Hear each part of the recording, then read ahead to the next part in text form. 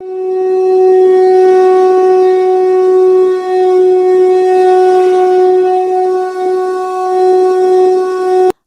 प्रिय मित्रों, में ज्योतिषकार कमल आप सबका हार्दिक अभिनंदन करता हूं आपके अपने इस प्यारे यूट्यूब चैनल एस्ट्रो कमल में।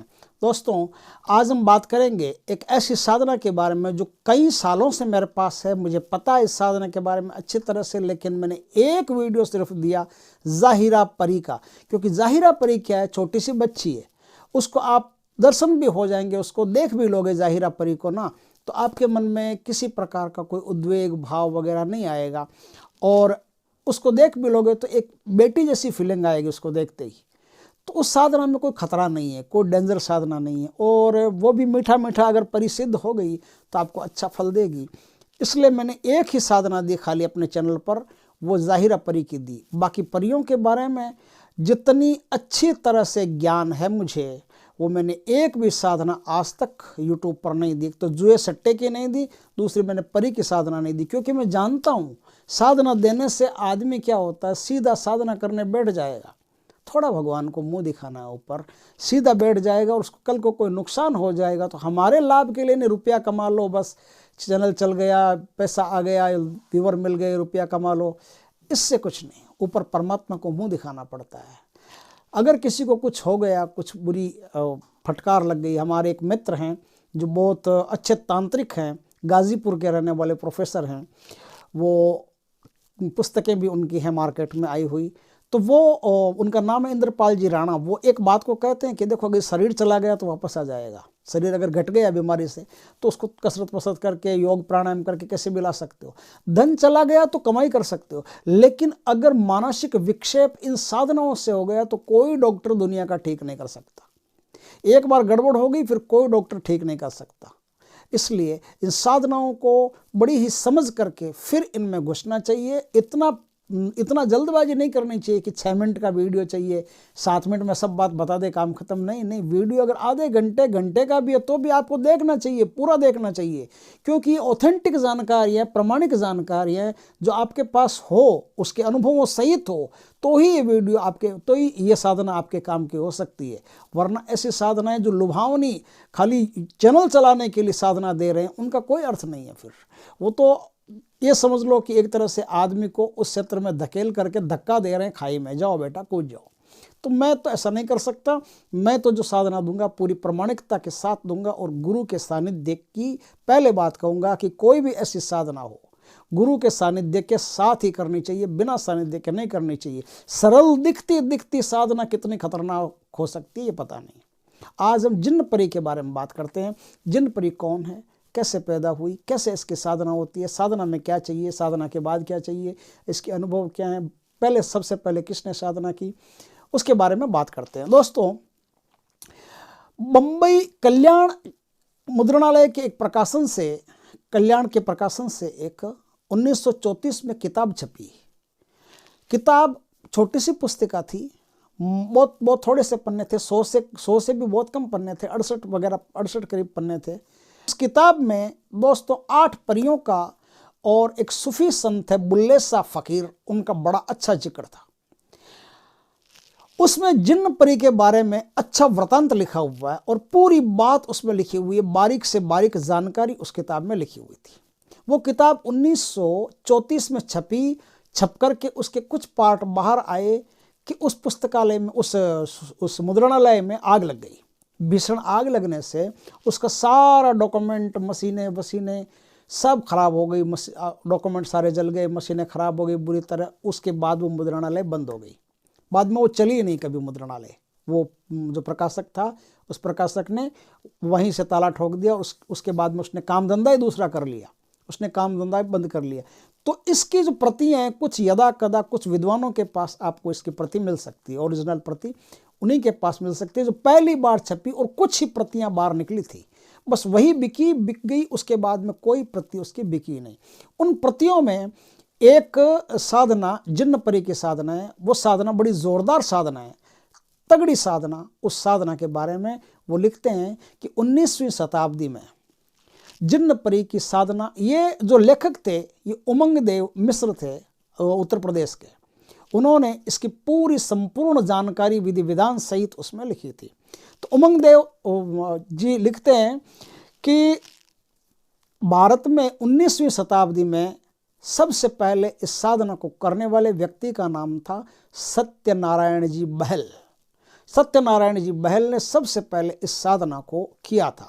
किस लिए, कैसे किया था? ये साधनाएं बुल्ले शाह नाम के एक फकीर के पास थी और सत्यनारायण जी पंजाब का परिवार था, लेकिन रोजी रोजगार के चक्कर में अंग्रेज़ों के कोई मुंसबदार थे, वो काम करते थे वहाँ, और वो अपना शहर छोड़ करके किसी अन्य शहर में रहते थे जहाँ बुल्ले शाह फ़कीर का रहवास था, ठिकाना था। वो बुल्ले शाह फ़कीर के अच्छे मुरीद थे, आते जाते उनके सेवा करते थे, बहुत चाव रखते थे। तो ऐसे बातों बातों में एक दिन बुल्ले शाह फ़कीर के मुंह से निकल गया कि परियों की साधना भी बड़ी ज़ोरदार होती है, लेकिन आम आदमी को नहीं करनी चाहिए। अब सत्यनारायण जी पीछे पड़ गए कि नहीं नहीं, मुझे तो ये परी की साधना कराओ, और जिन्न परी का इनाम ले ले, तो बोले जिन्न परी की कराओ।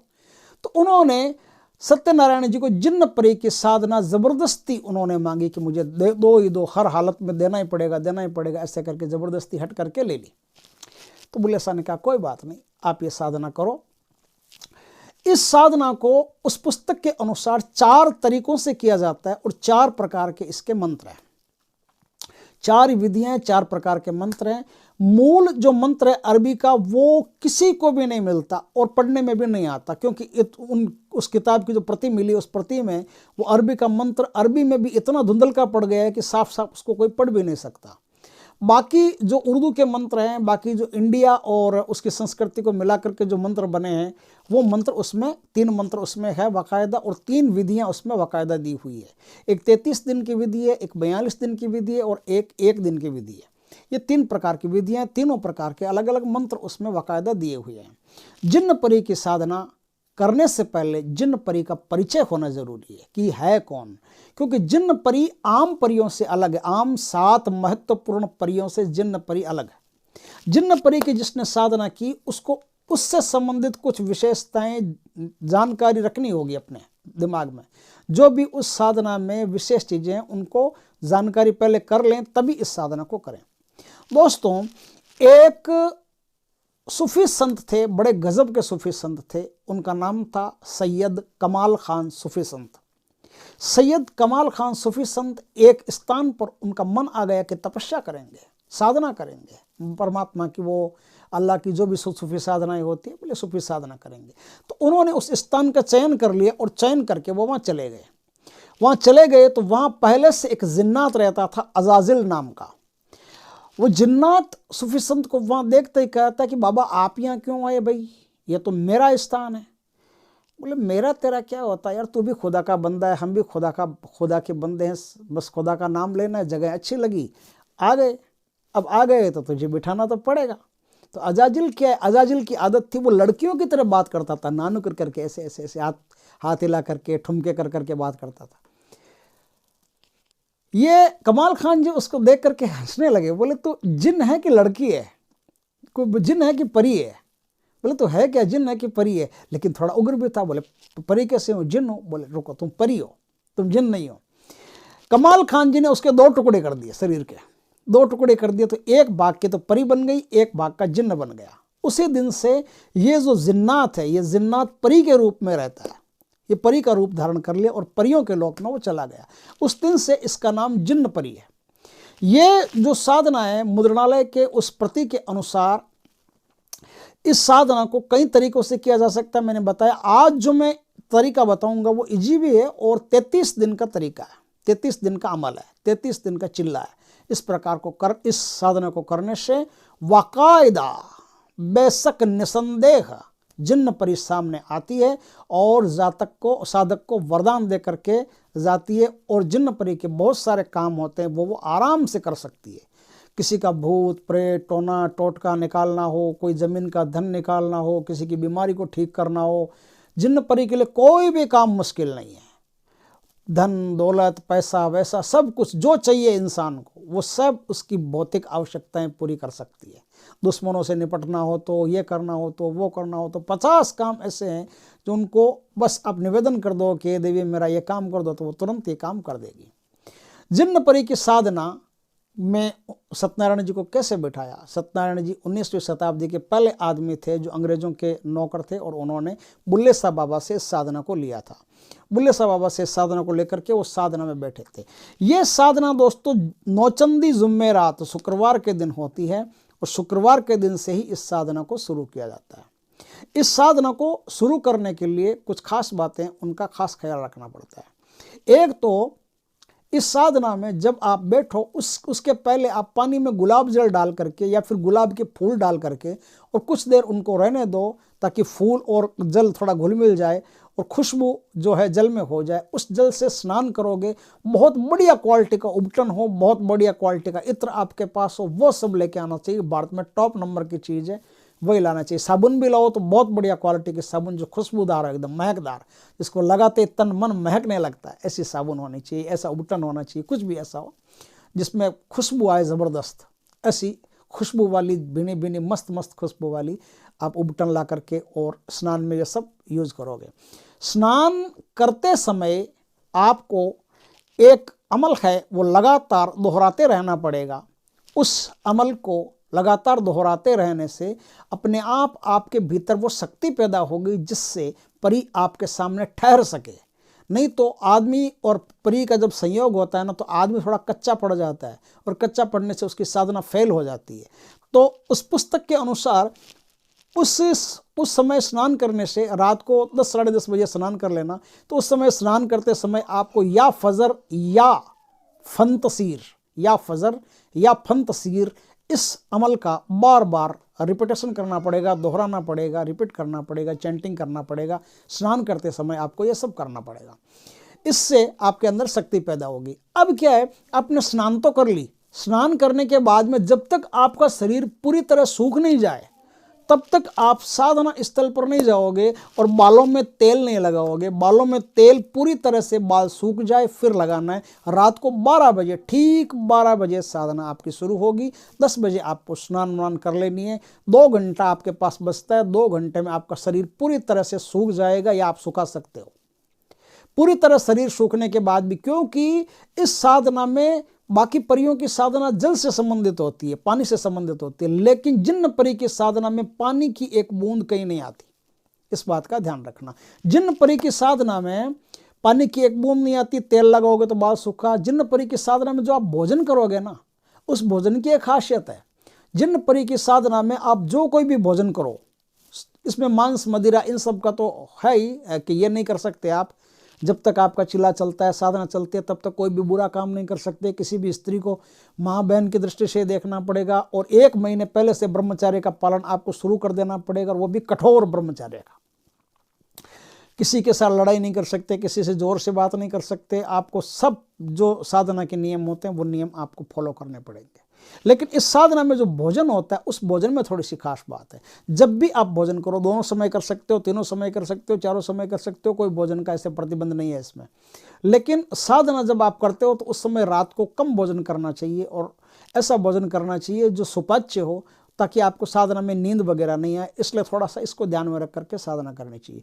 इस साधना में सिर्फ गर्म भोजन किया जाएगा और भोजन के 1 घंटे तक पानी की एक बूंद नहीं लेनी है आपको। इस बात का ध्यान रखें। सिर्फ गर्म भोजन, ठंडा भोजन कुछ भी नहीं चलेगा। गर्म भोजन, मीठा भोजन। मीठा भोजन हो आपके पास, जैसे कोई हलवा बना लिया, कुछ भी बना लिया, आपके घर में बनना चाहिए, बाजार से लाई हुई नहीं चलेगी। घर में हलवा या दूध की कोई भी मिठाई या खीर बना ली, कुछ भी बना लिया, और वो मीठा भोजन और गर्म भोजन होना चाहिए। गर्म भोजन को जैसे जितना अपने शरीर का टेम्परेचर होता है उसके अनुसार आपको गर्म भोजन करना है। ये नहीं कि एकदम गर्म उठा करके चेप लिया तो आप बिना मतलब काम को बदनाम करोगे। तो गर्म करना, लेकिन उतना ही गर्म जितना शरीर को सहन हो सके, तो उतना गर्म भोजन ही इस साधना में चलता है। अब आपकी यहाँ से साधना शुरू होती है। साधना शुरू करने के लिए आपको एक कमरा चाहिए और उस कमरे में एकदम साफ सफाई क्लीनिंग गजब की करके और पूरी तरह से सुखा ले कमरे को। पूरी तरह से सूखने के बाद में ही आप इस परी का जो स्थापना करोगे ना आप परी की, तो आप पूरी तरह सूख जाने के बाद में ही करोगे। साधना सफ़ेद कपड़ों में होगी, पश्चिम दिशा की तरफ मुँह रख करके होगी। आपके सर पे जालीदार टोपी चाहिए, जालीदार बनियान हो वो चाहिए, और सफ़ेद रंग की तहमद चाहिए। तहमद लुंगी होते हैं ना, वो तहमद चाहिए सफ़ेद रंग की, सफ़ेद रंग की चटाई चाहिए जिस पर आप बैठ करके इस साधना को करोगे। पश्चिम दिशा में आपको चमेली के तेल का दीपक जला करके और फिर इस साधना को करना है। दीपक बड़ा होना चाहिए, काफ़ी देर तक जलते रहना चाहिए, और इस साधना में उत्तम क्वालिटी की सबसे बेस्ट सुगंधित धूप हो वो आप लेकर के आए। उस धूप को चालू करके फिर इस साधना को करना पड़ता है। आपको कोई भी घर में बनी हुई सफ़ेद कलर की गाय के दूध से बनी हुई सफ़ेद कलर की मिठाई आपको चाहिए, लेकिन मिठाई सूखी चाहिए, इस बात का ध्यान रखना। यदि आपको घर में सूखी मिठाई, सफ़ेद दूध की मिठाई, सूखी मिठाई, सफ़ेद मिठाई, ये 3 गुण होते हैं, ध्यान रखना, और वो अगर आपके घर में नहीं मिलते हो तो आप किसी ऐसे हलवाई से लाएं जो वाकायदा साफ सफाई का पूरा ध्यान रखता हो और एकदम छुआछूत का भी ध्यान रखता हो, गंदे बंदे कोई उसके हाथ नहीं लगाता हो, ऐसे पूरा ध्यान रखता हो। ऐसे हलवाई का चयन करके उसी की दुकान से, उसी के हाथ से आप मिठाई लेकर के आएँ, वही मिठाई आपको चढ़ानी है। आपकी ये काम, इतना काम पूरा हो गया। आपको 33 दिन तक ये साधना करनी है, रात के 12 बजे से साधना करनी है। साधना करते समय आपको सफ़ेद हकीक की माला से साधना करनी है, और सफ़ेद हकीक की माला से 1188 मंत्र आपको जपने। लेकिन अब यहाँ फिर मैं एक छोटी सी बात सावधानी वाली बताता हूँ कि जो मंत्र आप जपेंगे ना, उस मंत्र में एक मंत्र के बाद दूसरे मंत्र में डिस्टेंस होना चाहिए। समझ गए आप? जैसे मैं मंत्र जप रहा हूँ, मान लो राम राम राम राम राम राम राम राम राम राम, तो इस राम और दो राम के बीच डिस्टेंस है, लेकिन मैं जब राम राम राम राम राम राम राम राम राम, इसमें कोई डिस्टेंस नहीं है। 2 मंत्रों के बीच में डिस्टेंस होगा तो आपको 1188 मंत्र जाप करने में करीब 2.5 से 3 घंटे का समय लगेगा। धीरे धीरे करना, एकदम स्थिर मन से धीरे धीरे जाप करना, इसमें तेजी नहीं चलती, हड़बड़ी नहीं चलती, पूरा धैर्यपूर्वक धीरे धीरे आहिस्ता आहिस्ता आराम से जाप करना, इस बात का खास ख्याल रखना। जाप करने से पहले और जाप करने के बाद में आपको क्या करना है? जाप करने से पहले आपको 101 बार दरूद शरीफ का पाठ करके और पूरे शरीर पर दम भर लेना है, मतलब ऐसे ऐसे करके पूरे शरीर पर हाथ फेर लेना है। उसके बाद में, उसके पहले 101 पाठ दरूद शरीफ का करने से पहले 1 बार बिस्मिल्लाह शरीफ करना है, फिर 101 बार दरूद शरीफ करना है, उसके बाद 9 बार आयतुल कुर्सी का जाप करना है। अब आप अपने चारों तरफ हिसार दे देना। इस साधना, परियों की साधना में हिसार देने की जरूरत नहीं पड़ती, लेकिन इस साधना में हिसार देने की, यानी सुरक्षा चक्र चारों तरफ बनाने की जरूरत पड़ती है। और मुसलमानी मंत्रों में सुरक्षा चक्र जो बनेगा वो सुरक्षा मंत्र भी उनके ही होंगे। तो जो दरूद शरीफ है उससे आपकी सुरक्षा होगी, और आयतुल कुर्सी है उससे देह बंधन होगा। तो इन दोनों से आपकी सुरक्षा अच्छी तरह से रहेगी। और बिस्मिल्लाह शरीफ से मतलब यह है कि परमात्मा आपका ध्यान रखेंगे, आपको गलत भटकने नहीं देंगे। इस प्रकार से आप आस्थापूर्वक इस काम को करें। जाप पूर्ण होने के बाद में फिर आपको 9 बार आयतुल कुर्सी का जाप करना है। इस प्रकार से आप ये साधना करेंगे तो 33वें दिन 33वें दिन परी आपके सामने हाजिर होगी। 33वें दिन सत्यनारायण जी के सामने परी हाजिर हुई, लेकिन इतनी आसान नहीं है। उसके पहले बहुत सारे डरावने अनुभव हुए, बहुत सारे भ्रमित करने वाले अनुभव हुए, बहुत होगा। आप जब साधना करोगे ना तो पता चलेगा, बहुत सारे इस साधना में भयभीत करने वाले डरावने अनुभव होते हैं। और उन डरावने अनुभवों से गुजर करके कि आपको हिसार में बैठे हो कोई बंदा हाथ नहीं लगा सकता।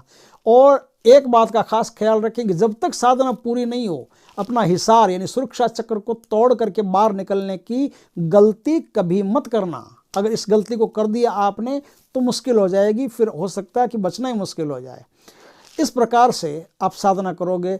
सत्यनारायण जी के बारे में ये बात लिखी थी कि जब वो साधना कर रहे थे तो उनके आसन पर आकर के एक बड़ा सा सांप बैठ गया पहले। अब वो इंतजार कर रहे हैं कि यार ये सांप जाए तो मैं साधना करूं। ये सांप आके बैठ गया, हो सकता है डस वस ले, कुछ रामायण हो जाए, कुछ मुश्किल हो जाए। तो थोड़ी देर में वो सांप चला भी गया। लेकिन इन्हें कहते हैं कि वो जो उमंग देव जी वो लिखते हैं कि सत्यनारायण जी को पूरी साधना में डर लगा रहा कि सांप वापस नहीं आ जाए। तो ये कोई सांप वाप नहीं था, ये खाली भ्रम था, माया जाल था आपको डराने के लिए कि आप भाग जाओ, आप प्रतीक्षा नहीं करो। आप प्रतीक्षा करोगे तो प्रकृति का नियम है, जो साधना करवाती है शक्ति उसका नियम है, आपको व्यवस्था करके देनी पड़ेगी बैठने के लिए। ये नहीं कि व्यवस्था से पहले आपको भगा दे। तो पहले आपको भयभीत तो कर सकती है, लेकिन आप अगर दृढ़ रहते हो तो आप उस स्थिति को भी पार कर जाते हो। तो इस प्रकार से सत्यनारायण जी ने 33 दिन तक साधना कर ली। आज 33वां दिन है और 33वें दिन परी उनके सामने प्रकट हुई। परी उनके सामने प्रकट हुई तो ये सब उनको पहले से बताया जा चुका था कि भाई सत्यनारायण, बात ऐसी है कि परी जब तुम्हारे सामने प्रकट हो तो एक तो जब तक तुम्हारे वचन कौल पूरे नहीं हो जाते तब तक तुम उसकी आंखों में नहीं देखोगे। आंखों में देख लिया तो मुश्किल हो जाएगी। दूसरा, उसको गलती से भी पत्नी मानूंगा, ऐसे मूर्खतापूर्ण बातें कर ली तो जिंदगी भर पछताना पड़ेगा, कोई छोड़ाने वाला नहीं है भाई। तो आप मित्र के रूप में ही उसको अपने जीवन में प्रवेश देना कि हम तो एक निर्विचार निष्काम भाव से आपको मित्र मानते हैं, आप भी हमको निष्काम भाव से मित्र मान करके हमारा साथ दोगी, और जब भी हम आपको बुलाएंगे आप कैसे आओगी आप बता दो, या कोई अंगूठी या कोई भी चीज़ दो जिसको रगड़ करके, जिसको सामने मंत्र का जाप करके, कैसे वो विधि बताती है, उस विधि से आप उसको दोबारा वापस बुला सकते हो। अब क्या, परी उनके सामने प्रकट हो गई। परी को खीर दी, उन्होंने खीर दी, गरम गरम खीर दी। खीरान मतलब जैसे उसका दूध पूरा सूख चुका, उसमें घी मिला करके जो खीरान बनते हैं ना, वो खीरान और परी को दी, मेवा मिष्ठान सहित वो परी को दी। परी ने वो खीरान तो ले ली। अब क्या है, परी के ऊपर फूलों की बारिश करनी पड़ती है। तो फूल, अब आपको उनके पास फूल लाए हुए थे, चमेली के, चंपा के, जूही के, बहुत बढ़िया बढ़िया फूल लाए हुए थे, पहले से तैयार पड़ा था टोकरा। तो उन्होंने क्या है, फूलों को लेकर के परी के ऊपर ऐसे फूलों की बारिश करनी चाहिए। गलती से क्या हुआ, उनके हाथ की कुछ उंगलियां परी के गाल को छू गई, बस सारी गड़बड़ हो गई। गाल को छूते ही परी के मखमली एहसास, उसके शरीर की स्निग्धता, उसके शरीर का लावण्य, तेज, उसके शरीर का महा आकर्षण अंगुलियों के द्वारा उनके काम भाव को एकदम ज्वार भाटे में बदल गया। उनकी काम वासना एकदम से प्रखर हो गई, उठ गई। ऐसी चित्ते जैसी कमर वाली, ऐसी हिरणी जैसी चलने वाली, ऐसी मस्त, जिसका ऐसा लगता है जैसे दूध में जाफरान घोल करके किसी स्त्री का निर्माण किया गया हो। इतनी खूबसूरत स्त्री, इतनी खूबसूरत परी उनके सामने खड़ी, और गाल पर हाथ लगते उनके भीतर काम वासना का ज्वार फूट पड़ा, और न चाहते हुए भी उन्होंने परी की आंखों में देख लिया। बस परी की आंखों में देखा। उसके बाद की कहानी है, सुबह वो उसी कमरे में सोते थे। सुबह 4:30-5 बजे के आसपास जब सूर्योदय हो जाता था उन दिनों में, तब वो कमरे के बाहर निकलते थे। जब तक सूर्योदय नहीं होगा तब तक वो कमरे के भीतर ही सोए रहेंगे। कमरा उनका उनके घर से थोड़ा सा अलग था, और वो सुबह आ जाते, फिर उनको जो भी चाय नाश्ता घुमाई फिराई जो भी करते वो करते। आज लेकिन 8 बज गए थे, अभी तक उनका कोई पता नहीं था। घर वालों ने सोचा कि साधना कर रहे होंगे, लेकिन वो तो रोज आ जाते हैं, आज कैसे साधना कर रहे हैं, कहीं कोई गड़बड़ तो नहीं हो गई। साधना में क्या होता है, दरवाज़ा बंद करके नहीं रखते, अंदर से दरवाज़ा खुला रखना पड़ता है, थोड़ा सा हल्का सा भिड़ा करके दरवाज़ा रखना पड़ता है। दरवाज़ा बंद कर दिया, साधना नहीं होगी। अंदर से वो कुंडी लगा दिया तो फिर साधना होगी ही नहीं, सफल नहीं होगी। तो साधना में दरवाज़ा थोड़ा सा खुला रखना पड़ता। दरवाज़ा तो खुला था, तो घर वालों ने जाकर के देखा कि पिताजी कहाँ हैं या फिर पतिदेव कहाँ हैं। जाकर के देखा तो कहीं है ही नहीं, कोई पता ही नहीं है उनका। अब पता नहीं है तो उन्होंने सोचा कि शायद टहलने गए होंगे, लेकिन 8 बजे कौन टहलता है, ये तो टहलने की वो समय ही नहीं है। थोड़ी देर प्रतीक्षा की 10 बज गए, 12 बज गए। अब किसी के गले से खाना नहीं उतरता है, निवाला अंदर नहीं जा रहा है। परेशानी हो गई कि गए कहाँ, सत्यनारायण जी गए कहाँ। धीरे धीरे 12-1 बजी, और उनकी पत्नी अब फूट फूट के रोने लगे कि मेरा पति कहाँ गया। ऐसा हो ही नहीं सकता कि मेरा पति मेरे को बोले बिना, मेरे को सूचना दिए बिना कहीं बाहर चला जाए, कुछ गड़बड़ हो गई है। उस जमाने में पुलिस का वो नहीं था कि पुलिस के पास जाएं और जांच करवाएं और उनको लाएं, कुछ नहीं। वो भागे सीधे बुल्ले शाह बाबा के पास, और बुल्ले शाह बाबा के पास जाके बोले कि मेरा पति गायब हो गया है, पता नहीं कहाँ चला गया। बोले मुझे पता है कहाँ चला गया, तुम क्यों चिंता करती हो। बोले कहाँ चला गया पता है आपको तो बुलाइए। बोले अभी नहीं, वो रात को 2:30 बजे गायब हुआ था, 2:30 बजे ही वापस आ सकता है। जिस समय वो गायब हुआ उसी समय वो वापस आ सकता है, उसके पहले नहीं आ सकता। बोला तो ठीक है फिर बुलाइए। तो बोले कि उन्होंने क्या किया, 2:30 बजे से पहले उसके कपड़े मंगवाए घर से। बोले वो जो जिन कपड़ों को पहनता था उन कपड़ों में से एक ड्रेस लेके आ जाओ। एक ड्रेस मंगवाई। अब उन्होंने 2 घेरे बनाए। 2 घेरे बना करके एक घेरे में तो खुद बैठ गए, और एक घेरे को उनके कपड़ों को रस्सी से बांध करके उस दूसरे घेरे में बांध दिया, और रस्सी अपने हाथ में ले ली। और अब वो कोई अपना अमल कर रहे हैं, कोई जाप कर रहे हैं, और जाप करते उनको 1.5 घंटा 2 घंटा हो गया। और तब अचानक से उस दूसरे घेरे में वो सत्यनारायण जी पता नहीं कहाँ से ऊपर से आकर के टपक गए, एकदम एकदम गिरे वहाँ आकर के। और फिर बड़ी मुश्किल से शरीर को संभाल के खड़ा हुआ। अरे बोले सत्यनारायण गया कहाँ? बोले पूछो मत कहाँ गया मैं।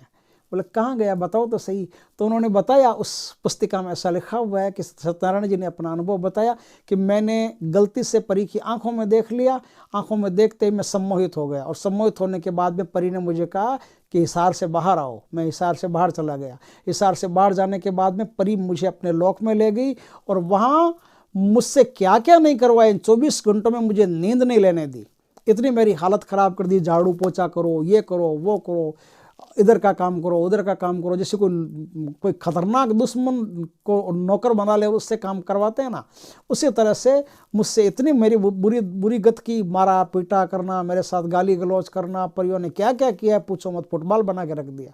और बड़ी मुश्किल से उनका कोई महीने 1.5 महीने के बाद में शरीर वापस जैसा था वैसा हुआ। इस प्रकार से उन्होंने साधना की, उनको सफलता मिल गई। इस साधना में प्राचीन जो मंत्र था, उस प्राचीन मंत्र में और बाद में हिंदुओं को देने के लिए जो बुल्ले साहब बाबा ने मंत्र में परिवर्तन किया था, वो क्या है कि एक तो इस साधना को वो आदमी कर सकता है जिसने 5 वक्त की नमाज में से एक भी वक्त की नमाज कभी नहीं चुकाई हो, हमेशा 5 वक्त की नमाज पढ़ता हो, वो आसानी से परी को सिद्ध कर सकता है। उसको कोई दिक्कत नहीं है, तबीयत से परी उसके सामने आ जाएगी, क्योंकि 5 वक्त की नमाज पढ़ने से उसके भीतर ऐसी शक्ति पैदा हो सकती है, अगर वो चाहे तो, कि जिससे वो परियों से आराम से बातें कर सकता है। लेकिन कोई अगर 5 वक्त का नमाजी नहीं है, अगर गैर मजहबी है, हिंदू है, तो वो साधना कैसे करेगा? तो ये पहली बार बुल्ले साहब बाबा के सामने केस आया कि उनको सत्यनारायण जी को साधना देनी थी। तो उस समय क्या है, उन्होंने मंत्र में थोड़ी सी चेंजिंग कर दी थी अपनी तरफ से, और सिद्ध पुरुष कर सकते हैं। सिद्ध पुरुष अपनी तरफ से कोई भी चेंजिंग कर सकते हैं, तो भी कोई मंत्र में गड़बड़ नहीं होगी, वो बराबर चलेगा।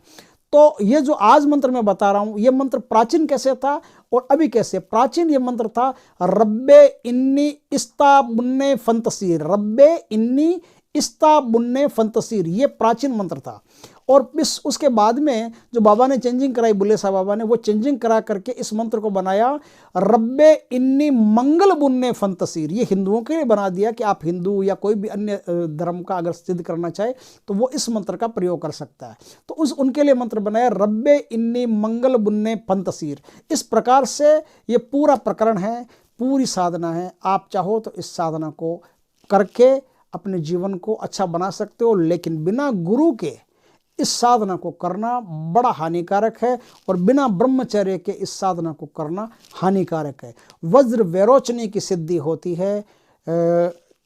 इस सिद्धि को आप यदि चाहो तो पहले कर सकते हो, ताकि आपका ब्रह्मचर्य कहीं भी खंडित नहीं हो, आप परम ब्रह्मचर्य की स्थिति में चले जा सकते हो। हनुमान जी की साधना कर लोगे तो परी नहीं आएगी, तो वज्र वैरोचनी की साधना करने से तो आ जाएगी। तो वज्र वैरोचनी की साधना करके आप अपने आप को ब्रह्मचर्य में पहले डाल सकते हो, उसके बाद में साधना कर सकते हो। और इस साधना में जितने खतरे हैं वो तो आपको झेलने ही पड़ेंगे, लेकिन ये महाखतरा है। दोस्तों, इस प्रकार से संपूर्ण बात मैंने बिल्कुल बारीकियों के साथ आपको बता दी। वीडियो अच्छा लगा हो तो लाइक करें, कमेंट करें, शेयर करें, और यदि पहली बार आप हमारे चैनल पर आए हो तो चैनल को सब्सक्राइब करें। पास में जो बेल आइकॉन का बटन है वो दबा दें, ताकि हमारे ज्ञानवर्धक जानकारीपूर्ण वीडियो सबसे पहले आपके पास आ सके। जय श्री कृष्ण दोस्तों।